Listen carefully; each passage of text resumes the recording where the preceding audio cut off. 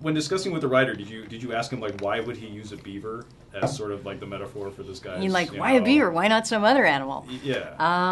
Well, I think the beaver is industrious. It builds things and it tears them down. And there was something about the idea of all the things that it symbolizes. It works with wood. This almost childlike, simple idea of building something with wood. In this world where everything's done with computers and is done in a way that's kind of remote and estranged. It was a way to have like real physical vitality, to find vitality by making something. Beavers make things. They make dams. Yeah.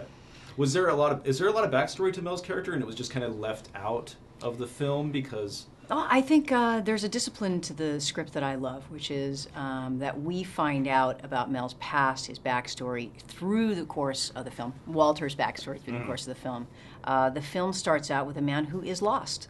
And we don't have the benefit of seeing him when he's not lost. We see him when he's at his most desperate. He's so desperate that he can't even speak for himself. And it's narrated by the beaver already. Yeah. So in some ways, the film's narrative voice in the beginning of the film is the beaver's voice. And so it's a little formal, it's a little remote, it's a little two-dimensional. And then as time goes on and the beaver changes and transitions, so does the style of the film. Yeah. Did Mel always have the beaver with him?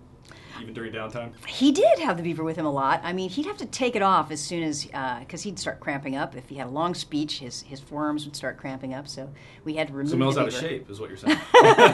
He has some serious forearms. I don't know if you've ever seen Mel's forearms, but he has Popeye forearms. So if anybody was meant to be a puppeteer, it's Mel Gibson. Did you guys ever butt heads at all during certain scenes about if he wanted like a more comedic tone and you wanted it to be more serious? Or We never butt heads about it, but I would always veer towards drama, and sometimes he would give me nice comedic colors that I could choose from, and every once in a while he'd say, but I mean, come on, can't we go something funnier? Can't we go something funnier? And I really always tried to steer it towards the drama. Because he seems like he would be a big goofball on set.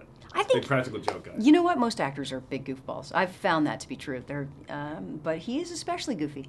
And he does. He likes the lighter sides of things. He likes to entertain people. And sometimes we definitely, in terms of establishing the tone, we'd had to pull him back a little bit. Did you interview a lot of like people with depression? I mean, was there like a common thread you found? I know a lot of people with depression and all sides of the spectrum. So, medical depression, needing chemicals, needing drugs in order to get through it, and garden variety sadness. And, all of us have found ourselves at that point in our lives. But I do feel that artists very often are ruminators, We think about dark things over and over again in order to get through them, in order to get through this crisis and to evolve. And that's kind of a positive thing, and it's a depressive act. Yeah.